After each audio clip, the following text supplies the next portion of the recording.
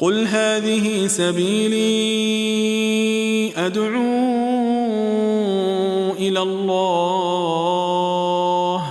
على بصيرة أنا ومن اتبعني وسبحان الله وما أنا من المشركين. بسم الله الرحمن الرحيم. الحمد لله رب العالمين، والصلاة والسلام على المبعوث رحمة للعالمين نبينا محمد وعلى آله وصحبه أجمعين. أما بعد, dear brothers and sisters in Islam, Assalamu alaikum wa rahmatullahi wa barakatuh. Our first caller for tonight is Yahya from Morocco. Assalamu alaikum wa rahmatullah. Alaykum assalam wa rahmatullahi wa barakatuh. Sheikh, I know that the kahin who claim the knowledge of the unseen is kafir, but sometimes you heard people saying about the baby who can't even talk or move. They say he's gonna be smart, or they say something.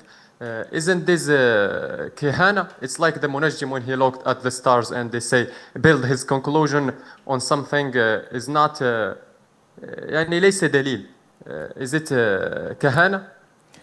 Kihana, or fortune telling, is dependent on a number of factors, such as talking to the jinn, as the Prophet said ﷺ, that the jinn eavesdrop and they snatch something of what they've heard in the heavens.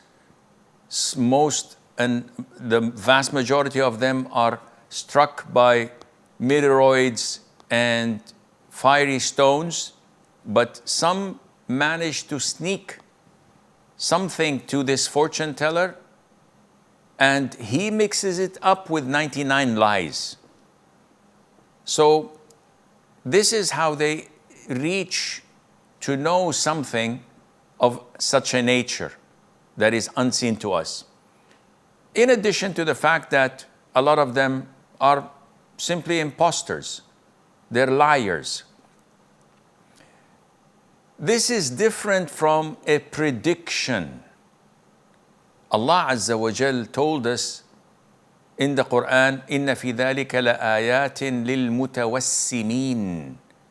There are signs for those who could distinguish and figure out things by the looks of them. One of the trackers entered the house of the Prophet ﷺ once and saw Zayd ibn Haritha, who was the adopted son of the Prophet ﷺ before adoption was abrogated, lying covered from head to feet, only his feet showing. And next to him, there was Usama ibn Zayd ibn Haritha, his son, also covered from head to toe or to feet, but Zayd was white and his son Usama was black. And people used to slander him and say, oh, how could this be? This is born of wedlock. His mom was an Abyssinian slave that was freed, Ayman.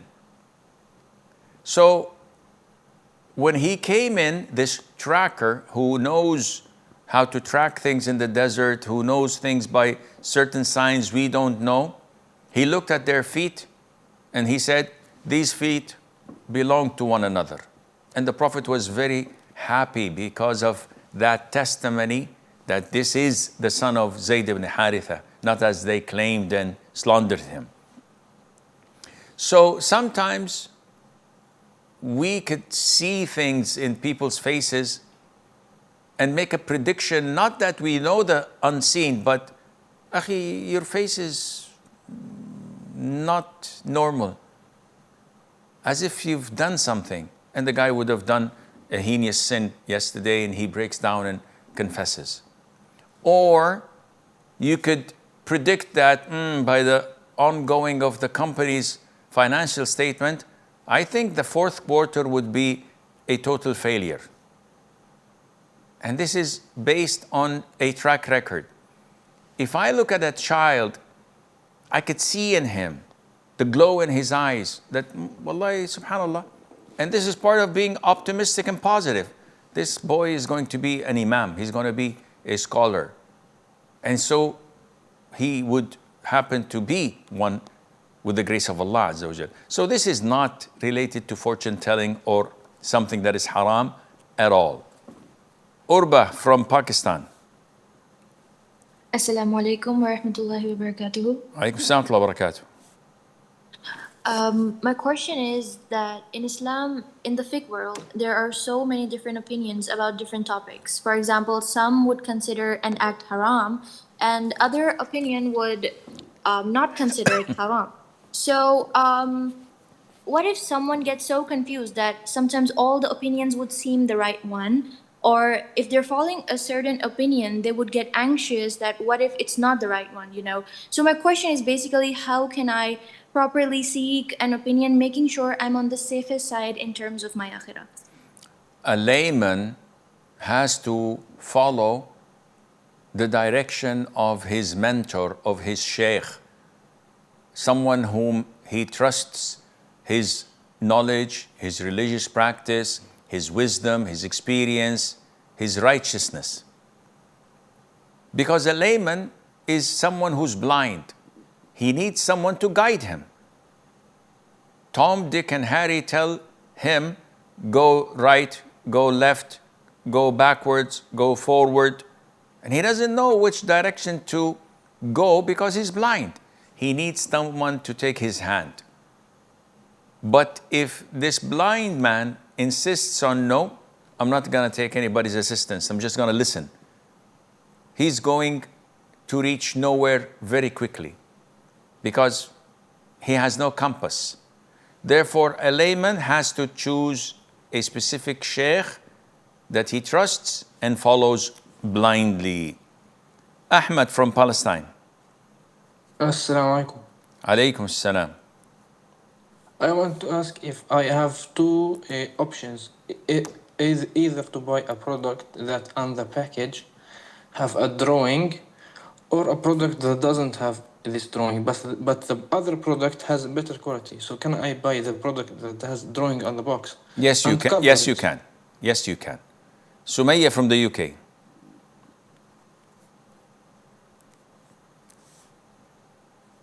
Assalamu alaikum. Assalam wa rahmatullah. My question is, if somebody is in sujood and just before they get up, the hand moves but it doesn't get up from the ground, is it valid? It just moves. No problem, the sujood is valid. Muhammad from Algiers. Assalamu alaikum, Sheikh. Assalam wa rahmatullah. Sheikh, Algeria is mostly an Ash'ari country, and we study Sharia in high school. And as far as I know, as a layman, it rarely talks about the stuff Ash'aris deviate from Ahlul Sunnah. Though the teachers teaching the subject mention those topics from the Ash'ari point of view at times. I worked hard to find a teacher on YouTube who looks to be Salafi, as most of them who teach this subject from Algeria are probably Ash'ari. I found two Salafi scholars, but it's only based on their looks. I am not certain if they are actually Salafi or not. One of them gives very little information about the lesson, and unfortunately it's not enough. And the other gives detailed information about lessons. But in inheritance, he states a law from civil law that's against Islam. He does say it's not from Sharia, but from civil law. But other teachers, including the ones I assume to be Ash'ari, don't mention it at all. I assume because they know the law is haram. Is he still trustworthy to take lessons from for the exam, or do I go for the Ash'ari teachers instead? Please note that I'm a layman, so while I do know the basic stuff, Ash'aris differ from Ahlul Sunnah. Those Ash'ari teachers might say things that Ash'ari... What are you studying? Sharia. If you're studying Sharia, don't take from their aqidah and take from their fiqh. But I don't know how to differentiate. I fear that Excuse me. What do you mean you don't know how to differentiate? If the man is teaching you how to make wudu, what does this have to do with his Ash'ari aqidah?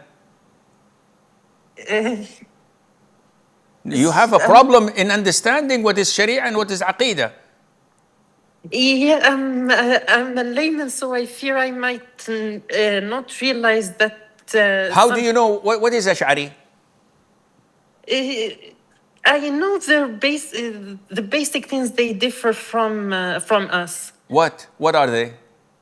Like Allah's attributes. خلاص يا أخي, it is teaching you inheritance, law of inheritance. What does this have to do with Aqidah? Is that the only difference they have with us, Allah's attributes? Habibi, things related to Aqidah, things related to Irja, things related to Qadar, these keep them aside. Don't learn from them. Anything else dealing with Salat, with Hajj, with transactions and the likes has nothing to do with them. Ahmed from Bangladesh.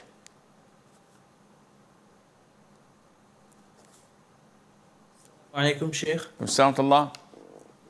Sheikh, my question was that I have been going to the mosque for the past couple of years, and when I used to go to the mosque, naturally some people started talking to me and all. But then one of the people suddenly stopped talking to me, and he only talked to me like when he needed something from me, like in the masjid, like past the water when there was a communal iftar or something like that. And I tried to communicate with him at other times, like give salam to him and all, but he would not really reply, and I get the feeling that he was mad with me. But according to a hadith that I read, like if two brothers in Islam are like having an argument with each other, then if they do not talk to each other, then Allah does not look at their deeds or something. So am I sinful because I tried to talk to him? No, you're not sinful. As long as you're giving him salam and he's the one who's not replying, so be it. Every time you see him, just say salam alaikum and move on. The sin is on him. And he's not the last brother in the masjid. Yani, who cares what he thinks or what he feels? If you didn't do anything wrong to him and he has mental issues, so be it. Let him be. Whenever you see him, say Assalamu alaikum and move on. Even if he doesn't reply for the salam, just give him the salam and move on. Shafiq from India. Assalamu alaikum, Sheikh. Assalam to Allah. Sheikh, my question is regarding insurance. I saw in one of your videos you have said that insurance is haram, but I live in India, and here most of the people come from middle class family. So for example, if a person met with an accident, it would cost him a 3-month or 4-month salary. Like if he gets a major accident or major illness, it would cost a person 5 months, 6 months salary. So what is the exception in this case, Sheikh? The ruling is the same. As long as it is not mandatory, it's not permissible for you to opt for insurance in normal cases.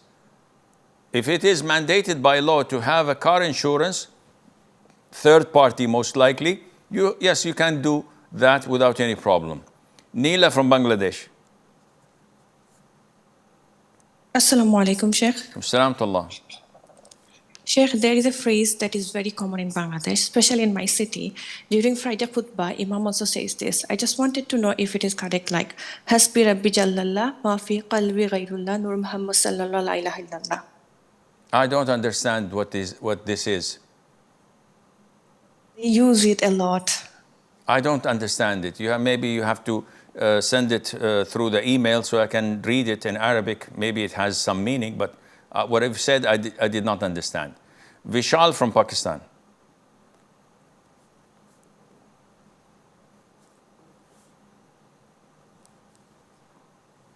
Aman from India. Hello, assalamu alaikum wa rahmatullahi wa barakatuh, Sheikh. Alaikum assalam wa rahmatullahi wa barakatuh.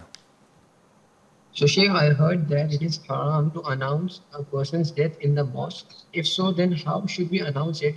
Usually, we announce the death, the person's lineage and funeral timings on the microphone loudly to the whole vicinity twice in almost all our masjids. No, this is not permissible to announce the death of a deceased on microphones or on mimbars, announcing it as if something had happened in Islam like that.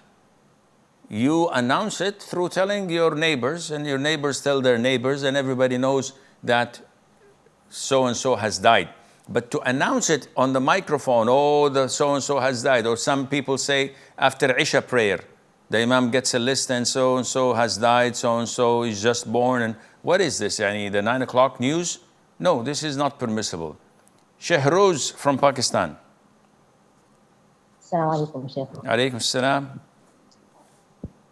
Sheikh, my parents say that teachers are like parents, and we don't have to lower our gaze on, the female teachers. I do not understand a word of what you're saying, Shehroz. I'm saying that my parents say that teachers are like our parents. And the teachers are like your parents? My parents say that teachers are like our parents. Okay. And we don't have to lower our gaze on female teachers. And no, this is not true. So tomorrow, if your female teacher wants to hug you and kiss you, it's okay. She's like your mom. I hope she doesn't suckle you. This is totally prohibited, akhi. She's a non-mahram to you. Rakib from Bangladesh.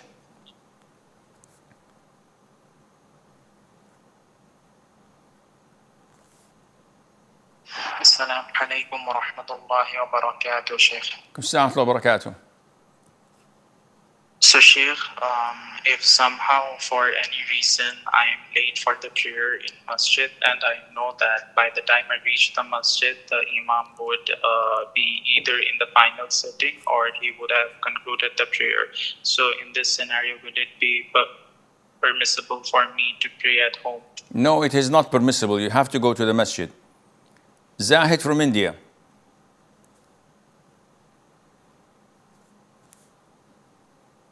Assalamu alaikum wa rahmatullahi wa barakatuh. Salam wa rahmatullahi wa barakatuh. Sheikh, my question is, in one of your videos, you mentioned that a person should have interest, passion, and a sense of purpose in his career. Alhamdulillah, I have that for medicine, and I also want to use it to benefit others for the sake of Allah. My confusion is that Allah has already given us the greatest purpose through the Quran and Sunnah. When we look at the companions of the Prophet ﷺ, we see how this purpose motivated them to strive with dedication and excellence. So why can a person still have a clear purpose, genuine interest, and even a passion for field, yet lack discipline, focus, consistency, and ihsan in his action? What is the missing factor, and how can a Muslim overcome this gap between knowing the purpose and acting upon it with excellence? This is due to laziness and lack of iman and motivation. Simple as that. So many Muslims know that there is heaven and there is hell. They know that if they die on the sins they're doing, they're going to hell. And they continue to do it. So it's lack of conviction, lack of yaqeen and iman, and also lack of the motivation, laziness, procrastinating. Every time saying, maybe tomorrow, maybe next week, maybe the following.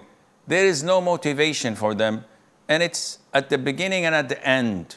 Firstly and lastly. It is tawfiq. It is the success and encouragement and the support that Allah gives. If Allah doesn't give it to you, you're not going to do anything good. Muhammad from Malaysia. Assalamu alaikum, Sheikh. Assalamu Do we have to abstain from cutting our nails if we are not the one doing or paying for the kurban, the sacrifice? The refraining from clipping the nails and touching the hair of the body and the skin is restricted only to the one who is offering the udhiyah, the sacrifice. So the father of the house is sacrificing one ram on behalf of all of those living under his roof, including his wife, his children, daughters and boys. Maybe even daughters-in-laws and grandchildren. All of them fall under one sacrifice. He's the only one to refrain. The others can do what they want to do in halal fashion. Muhammad from Sri Lanka. Assalamu alaikum wa rahmatullahi wa barakatuh. Alaikum assalam wa barakatuh. Why are Muslim countries such as UAE, Saudi Arabia, Syria, Jordan and Egypt not fighting against the US and Israel for providing strong support to Palestine? What are you saying, ya akhi? Speak in English. Hello? Yes, I don't understand a word of what you're saying. Why Muslims are not supporting Palestine? Why not? Why what? Why Muslims are not fighting against US and Israel? For what? For not supporting Palestine. Ask them. If you can go, why aren't you fighting them? Why aren't you going there to fight Muhammad?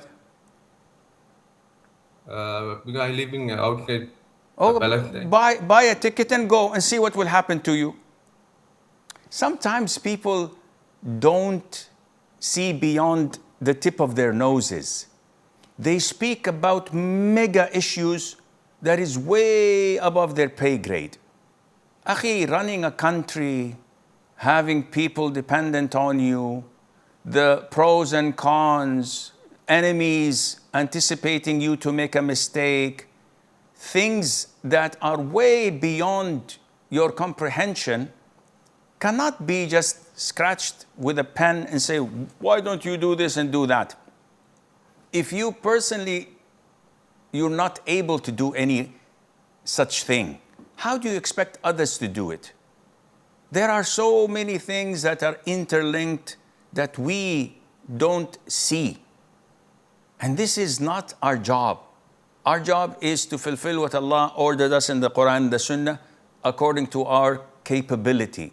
Me as a Muslim, Allah told me to do the following things. None of them is to go over my boundaries and try to do things that Allah Azza wa Jal condemns and does not approve of. Tan'eem from Bangladesh. Assalamu alaikum, Sheikh. Assalamualaikum. So tomorrow I'll be traveling after the Zohar prayer, and the journey will take around 4 to 5 hours. So there is a high possibility that I may miss the Asr prayer. In that case, how can I combine the Asr and Zohar? Because I'll pray Zohar in congregation at the mosque before leaving for the journey. After you finish praying Dhuhr, you pray Asr 4 rak'ahs in the masjid and move on. If you think and believe that you will not arrive until the sun sets, and if you know and believe that there is no way for you to pray standing up facing the Qibla with proper wudu during your journey. Yusuf from Tunisia. Assalamu alaikum wa rahmatullahi wa barakatuh. Yusuf. Assalamu alaikum wa rahmatullahi wa barakatuh. Alaikum assalam wa barakatuh. Who are you whispering, akhi? Sorry, Sheikh, it's my mistake. If I work at an accounting firm and I refuse to record the interest, but I give my colleague or my manager the bank statements and tell him there was interest I did not record, so he records it instead of me. Am I sinful for this? And if it is, what can I do to avoid sin? As long as you did not record it or have anything to do with it, you're not sinful. But if you pointed out to them, said, okay, this is a bank statement, here is the interest, and they did the recording, you're helping them. This is not permissible. Ask Allah for forgiveness and don't repeat that again. Shahid from India. Assalamu alaikum wa rahmatullahi wa barakatuh, Sheikh. Alaikum assalam wa barakatuh. So, Sheikh, this is a follow-up of the question I asked you on your website. So you said that describing female characters in a fiction novel is not allowed. But Sheikh, don't we have in the Quran and the Sunnah where female characters were described, like how when Sauda radiallahu anha came out and Umar radiallahu anhu immediately recognized her because of her tall stature, or when the Prophet described the women of Jannah. So if describing female characters is forbidden when writing, would reading any kind of novel be forbidden? Because almost every novel describes female characters. Akhi, there is a difference between, first of all, the story of Sauda and Umar did not happen in the Quran. This was reported in the Sunnah, and he did not explicitly say, oh, I can see your bosoms, I can see your buttocks, I can see how narrow your waist is and how broad your shoulders are. And this kind of description, this was a general description, not specific and detailed. And when the Prophet ﷺ describes the women of Jannah, he describes them in a way that does not cause someone to be anxious and sexually aroused. The description never has this. And the novels you're talking about does this. They explain and describe a woman, her hair, the dress she was wearing, what is exposing, the cleavage, the skin, and all of this is haram. And there is no comparison, none whatsoever. Tawfiq from Bangladesh. Assalamu alaikum, Sheikh. Alaikum assalam wa rahmatullah. So, Sheikh, my father is very sick and is getting treatment overseas with two of my siblings. One of my other sibling is elsewhere studying in university. And in my home country, in our home, me and my mother are the only ones. So we got money from my father's company to give the sacrifice. And so when doing the intention, what do we intend? Like, for whom are we putting the sacrifice under? This sacrifice is from your father. He's the one who's actually sacrificing, and you're just a proxy. You are just like the butcher, like the one who buys it. You don't have anything to do with it. It's all your father's money, father's reward, inshallah, for those who live under his roof. So it's for you and for your mom. As for the brother, the other siblings who are with him overseas, if they actually live in the same house, but they're accompanying him, so it includes them as well. As for the third one or the fourth one who's studying, he lives on his own. If he has sufficient funds, he has to offer the sacrifice on his own. Hussein from Sri Lanka. Assalamu alaikum. Sheikh. Alaikum salam wa rahmatullah. Sheikh, if I want to sell a property like a car to a non-Muslim, and he says that he wants to buy it using a riba-based lease, then and later on he asked me documents and for me to come to the company and sign it, will that be helping in sin? Am I sinful for that? If you assist him on this loan, yes, you are. But if you're just selling the car, whether he brings the money from a finance company or from a bank or from selling drugs, that's on him. All what I care is my car is worth X amount of money. Give me my money, take the car. But if he says, no, okay, you have to go with me to the bank and sign over the papers of the loan and the financing and the likes, no, this is not permissible at all. We have a short break. Stay tuned, and inshallah, we'll be right back.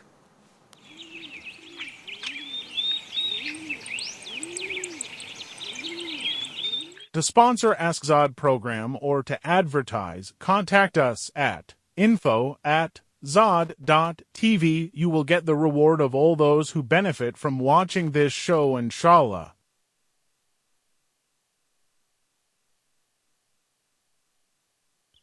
The Prophet of Allah sallallahu alaihi wasallam used to help his wives in their housework.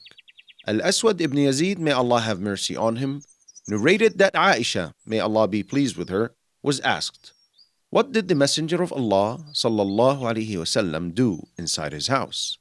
She answered, he sallallahu alaihi wasallam kept himself busy, helping his wife in her housework. And when it was the time for the prayer, he sallallahu alaihi wasallam would get up for prayer.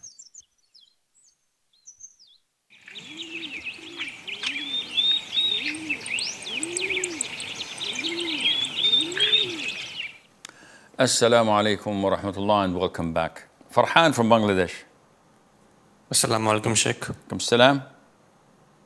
Sheikh, so a person, whenever he buys things, he doesn't really have the sound judgment and knowledge of what price range the products should be. He just pays whatever the price is. Are his transactions valid? Yes, they are valid. Nadir from the US. Assalamu alaikum wa rahmatullahi wa barakatuh, Sheikh. Wa alaikum salam wa rahmatullahi wa barakatuh. Sheikh, my question is basically, is it sinful to use the apps such as Muzmatch, Salams, or those similar ones for intention to match, to only find a wife, No other reason. Mind you, you know, I've tried the way of the sisters, the moms looking, and it's been kind of hopeless for a while now. I don't know about these websites or apps, whether they, one, post pictures of women or not, two, give you direct communication to the woman directly or not. Because if yes, then it's not permissible to use them. There is an app called a Muslim Matchmaker. It seems fine. I don't know if it's going to continue to be fine or not. They don't do this. And there are a number of apps, to my knowledge, that don't provide the picture of the girl, and they don't give you access to her phone. Rather, they give you access to her wali's phone or his email to contact with him and then carry things from there on. That's fine. But apps that give you access to the woman, this is a dating. I might as well call it Islamic Tender or whatever. But no, this is not permissible. Umar from Bosnia. Assalamu alaikum, Shaykh. Assalamu Shaykh, listen to the end, please. So the Arabic course I go in and the book we use for studying Arabic, it contains the made picture of living things. Like, for example, you have how to spell the donkey in Arabic, then you have the picture itself of a donkey, which is made. Not only that, you have the picture of male and the female who don't cover their aura, like men with shorts and women without the hijab. The professor will sometimes, he is presenting the presentation for studying in front of the whole class. This picture, made picture of male and the female who don't cover their aura may come. And my question is, am I allowed to go to this course? And if I am I allowed to have this book with such type of images? Where do you go to this class? How do you mean? Yani university, high school? No, it's a free organization. You can go, you apply to the internet and then you go. If there is benefit from it, yes, you can go. But when these pictures come, you lower your gaze. And if you have a book of your own that you can edit, you have to put a marker on it and inshallah move on. Amatullah from Ethiopia. Assalamu alaikum wa rahmatullahi wa barakatuh. I wanted to ask about the validity of a person's wudu with the presence of hair food on their hair, and also bear in mind, Sheikh, that after this person, they wipe over their head and the hair food comes in contact with their hand, the greasiness would be left on their hand, and they go on to wipe over their ears and Yani, excuse me, what do you mean by hair food? Do they have food on their hands and they wipe their faces and they wipe their hands with the food? No. Hair food is like hair oil, but a thick version of it. No problem. No problem. If someone has a substance over their hair, such as hair gel, oil, cucumbers, substance or whatever, and they're making wudu, it is permissible to wipe over it, and that would be valid. Now, the remaining in their fingertips, which they're going to use for their ears, is negligible. But if it's a considerable amount of substance, it's best to wash it off and then wipe again. Darwish from the UK. Assalamu alaikum. Alaikum salam. I have a question regarding terms and conditions. If I want to what's it called? I want to sign something and it says I've read the terms and conditions. I haven't read the terms and conditions because they're really long.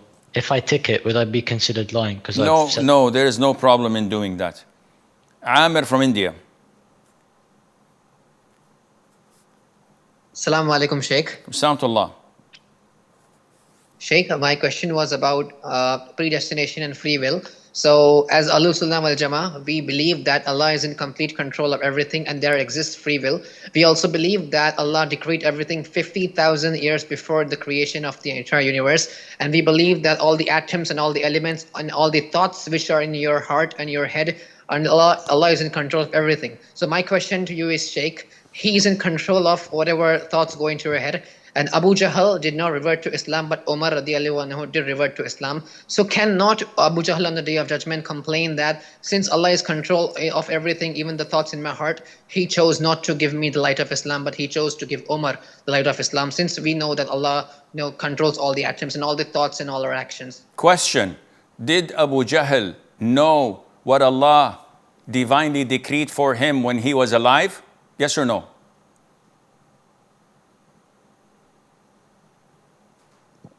Sorry, can you repeat the question, Sheikh? The question is, did Abu Jahl know what Allah divinely decreed for him when he was alive? He did not know that. Okay, wait. If he did not know that, did he have a free will to choose to believe and become a Muslim? Yes or no? Yes, he did have the free will. Khalas, he chose that. End of question.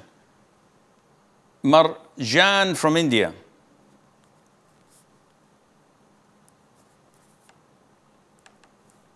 Assalamu alaikum wa rahmatullahi wa barakatuhu. Wa alaikum assalam wa rahmatullahi wa barakatuh. Yeah, Sheikh, it's been months I'm dealing with the issue of purity in my salah. It's been months, I don't know whether it was waswas or certainty. I was unable to distinguish between certainty and waswas. So I decided to keep that area closed as much as possible throughout my salah, and which caused me a lot of hardship. And with time, it became my habit. And I remember I used to make wudu 6 or 7 times. After Marjan, this takes a lot of time. I advise you to go to my website and opt for a counseling session from there if you can financially afford it. If you're poor and don't have the funds and you make Allah your witness and judge, we give you one free counseling session, and inshallah in it you won't need anything else. We will, bi'idhnillah azza wa jal, guide you to overcome these waswas. These waswas are not answered by yes or no. There is a process, there is a formula, there is a need to know exactly what's going in your mind, and then we can tackle it bi'idhnillah with the grace of Allah subhanahu wa ta'ala. Mustafa from Sweden. Assalamu alaikum. Alaykum assalam wa rahmatullah. Whenever we perform Hajj Tawaf, is there any hadith that says that Tawaf is a prayer, like that you need wudu? Is it true? This is an issue of dispute among scholars. The majority say that al-tawafu salat, and this hadith is disputed upon its authenticity, and the most authentic opinion, to my knowledge, it's not authentic. So the basis is not authentic, but hypothetically, if we were to follow what the majority of scholars consider to be an evidence and say the hadith is authentic, if we were to do so, how do we understand it? At-tawafu salat. Tawaf is salat. Okay. So you need to have wudu. Why? Because it's salah. Okay. Then I need to face the qibla, not let it to my left, because it's salah. And I also must not speak with others when they talk to me, because it's salah. Otherwise it will break it. And I have to recite the Fatiha. And all of these are not part of the tawaf. So why do you just come to the wudu and say, at-tawafu salat, you have to have wudu. Everything else is fine. You can skip it. That's why scholars who follow the Quran and Sunnah say, as long as we don't have a strong evidence backing it up, we can't force people when there is 1 million pilgrims doing tawaf, and just to get in there, I need like an hour and a half. Imagine if I break my tawaf in the 6th round, I have to leave which will take me another hour. Go make wudu and try to come back. It would take me the whole day. That is hardship that is uncalled for. Yes, it is highly recommended to be in the state of wudu just to be safe rather than sorry. But there is no obligation, and Allah knows best. Kirel from Russia. Assalamu alaikum wa rahmatullahi wa barakatuh. Salam wa barakatuh. Sheikh, is the first row that is intercepted by a member or by parts of the wall, or for example, both, is better than the second row? Jazakallah khair. Yes, the first row is always better than the second row, even if it was intercepted by a member or a pillar or whatever. Whatever row is behind the Imam is the best. Shohjon from Uzbekistan. Assalamu alaikum wa rahmatullah. Alaikum salam wa barakatuh. So, recently I have only been praying Fard prayers, and I rarely pray Sunnah prayers. Like maybe at night I may pray 2 rak'ah Isha Sunnah prayer, but recently I've only been praying Fard prayer. Is this a sign from Allah that I'm becoming less religious? Yes, it is. Of course, it is a sign of Allah that you are becoming less religious, because Fard is the core center of our Islam and is surrounded by voluntary prayers such as Al-Rawatib, 12 rak'ahs. And then out of it, the general nafil that is highly recommended, such as Al-Duha, night prayer, and Al-Witr. So whenever the enemy wants to intrude and penetrate your defense lines, they have 2 big fences. So if they would penetrate the first fence, they would go to the rawatib, the 12 rak'ahs. And if you neglect those, then they're faced with the fard prayers. And if you miss fard prayers, you're doomed. So you have to restart building this great wall, these firewalls, so that it would protect you with the grace of Allah Azza wa Jal.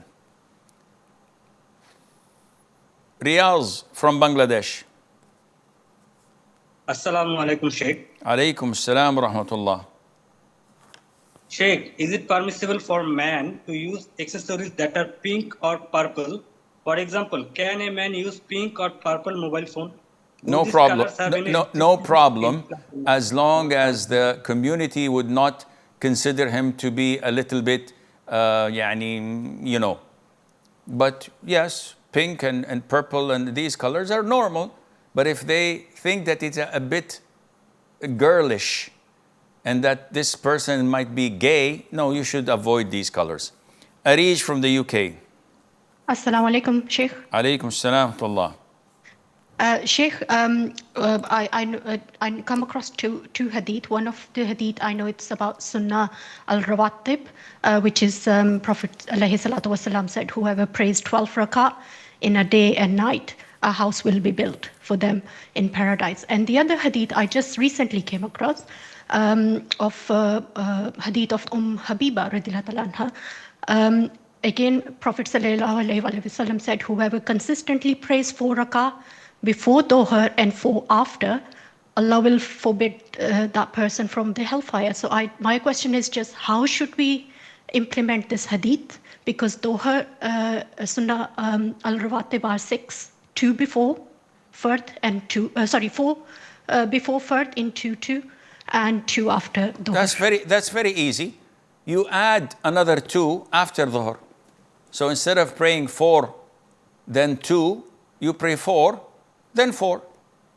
There's no contradiction. That's a higher grade for Dhuhr only. So you only add 2 rak'ahs to the total of 12 that you pray with the rawatib. Sam from Canada. Assalamu alaikum wa rahmatullahi wa barakatuh. Alaikum salam wa barakatuh.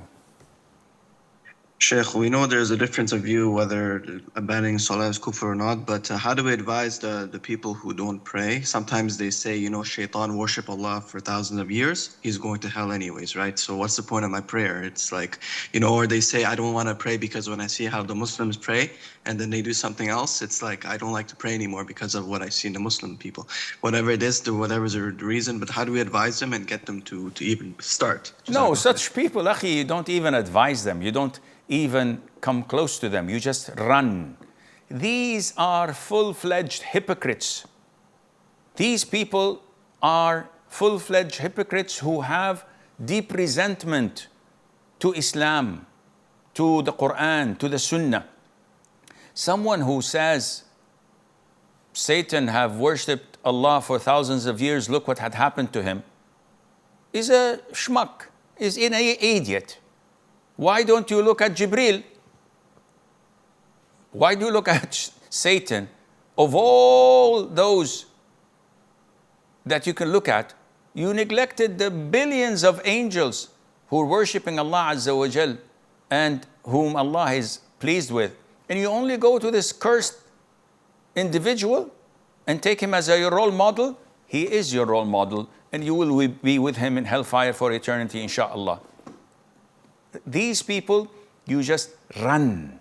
When they come and say, oh, look at the Muslims who pray, they do this, they do that, come up with your own examples. The Prophet used to pray, ﷺ. The companions used to pray, the Tabi'een used to pray, the Tabi'een used to pray. All the vast majority of the Muslims we see who are law-abiding citizens, who are good individuals, you don't see them. You don't consider them to be good, righteous people. And you only look at the bad apples that you associate yourself with 24/7, you will be with them. So, akhi, don't waste your time. Let them go to hell. Who cares about them? Focus on me getting to paradise and let them go to hell. I don't care about them. If they don't care about themselves, why would I bother? Look at those who come seeking guidance and asking you for knowledge and wanting to be close to Allah. These are the people you focus on, and Allah knows best. Jonas from Germany. Assalamu alaikum wa rahmatullah. Alaikum assalam wa barakatuh. If someone does tayammum, but because there's only a small spot of soil, he strikes the ground with one hand after the other instead of both hands at the same time. Is this tayammum valid? Yes, it is valid, inshallah, but it's not according to the Sunnah, but it's valid. Arman from India.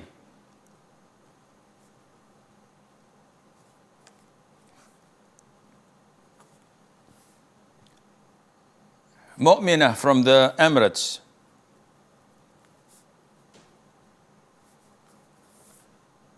Assalamu alaikum, Sheikh. Alhamdulillah. Yeah, Sheikh, usually whenever I hijab, I make a bun because if I don't, my hair shows. But I heard that making it look like a camel hump is haram.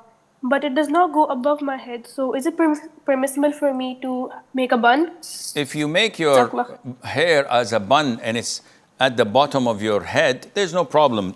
It's here that it is prohibited, like a lot of the women in the Gulf would do. You see them wearing their hair on the top of their head and putting their khimar on it. This is what the Prophet cursed, alayhi salatu wassalam, and it's haram. Ikram from Italy. Assalamu alaikum. Assalamu. So my question is, I wanted to buy a gaming console.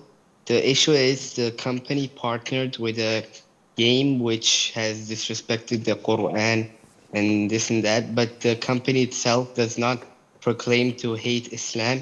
So is buying that gaming console to play other games, not that game, halal? No problem, inshallah. Sami from the Netherlands. Assalamu alaikum, Sheikh. Assalamu. Okay, so my question is about something that happened to me like a few months ago. I got a cut in my hand in the morning. I put a plaster on it. And then later in the day when I removed the plaster, there was like some sticky stuff on my hand. And that day I was like very busy with school, so I was like not even thinking about it. I just performed wudu and prayed like Dhuhr, Asr, and Maghrib. Then like after Maghrib, I realized this thing was still on my hand, and I was like very doubtful whether it was like if it was like a layer that would prevent water or not. I was like very doubtful, and also like with me having OCD, those things in combination, I decided to not like redo the prayers. So should I redo the prayers now or like? Listen to me, yeah, Sami. If the plaster covered a chunk of your finger or your hand, and after removing the plaster, there was residue of the glue, and it's obvious, it's a layer. If I rub it, it will come like sticky part, and I can take it. It's a layer that prevents from the water from reaching. Then you have to redo the wudu and redo the prayers you prayed with it. Finally, Adam from India. Assalamu alaikum, Shaykh. Assalamualaikum. This is an elaborate question. So basically, the thing is, I like to make AI images through AI and use it in my video blogs. Also, I use the same images of people without facial features. So creating such images and using that in merchandise and T-shirts and like wearing those T-shirts and going for prayer, is that halal? Like Michael Jackson T-shirt, maybe people might not see his facial features even though they might recognize him, or maybe my own facial diagram. If it is having the picture of an individual without any face at all, this is permissible. But if people know that this belongs to a singer or an actor or a haram celebrity, no, this is not permissible. Anyone would know that this is MJ. It's not permissible for you to have it or promote it. Why would you do such a sin and go to the masjid with it? No, akhi, just take it and throw it away, and Allah Azza wa Jal knows best. This is all the time we have, and until we meet next time, which is tomorrow, inshallah, same time, same place, I leave you fi amanillah. Wassalamu alaikum wa rahmatullahi wa barakatuh. هذه سبيلي أدعو إلى الله على بصيرة أنا ومن اتبعني وسبحان الله وما أنا من المشركين.